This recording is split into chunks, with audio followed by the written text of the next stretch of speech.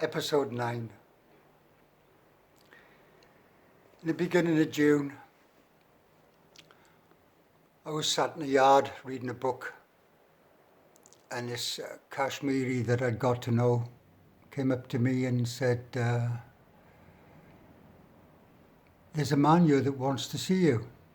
I said, okay. So he brought this guy over. He was only young, in his mid-20s. He was in for shooting and killing somebody. And he'd only been in Tihar a few days, and he had much tension. And this Kashmiri man said, he wants you to help him. I said, yeah, okay. So I did the usual thing with Reiki, after lockup. And the next day, this lad came up to me, smiling, spoke loads in Hindi to me, thanked me, put his hands like this. So he was happy. Anyway, I gets a call to go to the Dodi, the main entrance and exit, if you like, where all the offices are, and that's where the superintendent, the governor of the jail is. And I'm taken into a room and there's two customs men there.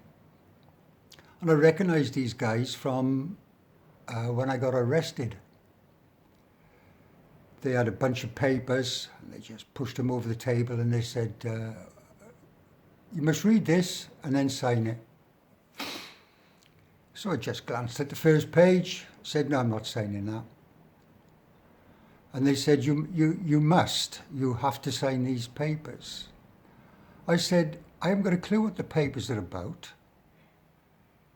You want me to sign something, to do something, whatever, and I'm not going to sign it.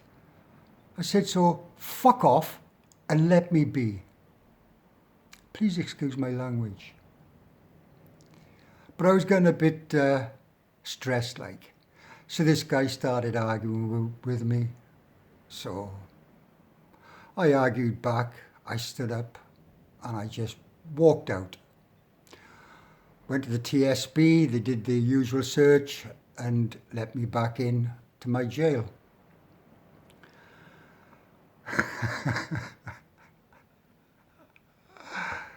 Anyway, after some time, it was, I don't know, maybe a week or so later, gets another call to the Dodi. More customs men.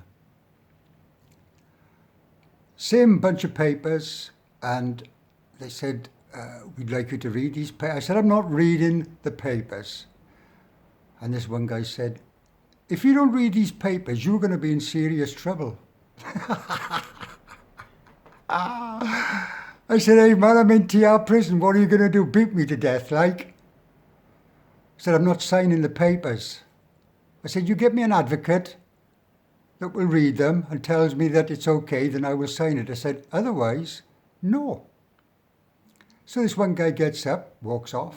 Next thing, superintendent comes in. This is the governor of the whole jail, like. He went, Stefan. I said, yes, sir. He said, you must sign these papers. I said, I'm not signing the papers. He said, I'm an advocate. I said, are you?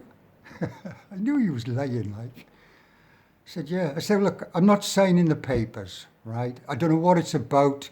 I'm in jail. My case hasn't started. Just let me be. Please, let me be. So they let me be. And I walked out, and that was that.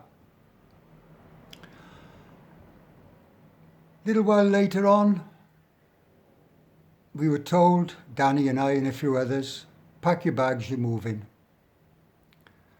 So we moved from this Malaysia ward into the next ward, which was next door. And there were barracks and there were cells, and they actually put us into a cell. And there were 6 of us in this cell. The cells were originally built for one. And there's an inner and an outer cell. I don't know. 9 feet long, maybe 8 feet wide, each cell. Or the inner cell would be a bit bigger because right in the corner there was a place to do your toilet and washing and that. So we were there, and I was allocated to the outside part of the cell, which was up against some bars. That night, the monsoon started and I got soaked. The rain just came in. There was nothing. I couldn't stop the rain, you see. I'm just leaning up against these bars. That was my little space. And I just got soaked. The next day, I felt like shit. I had deli belly again.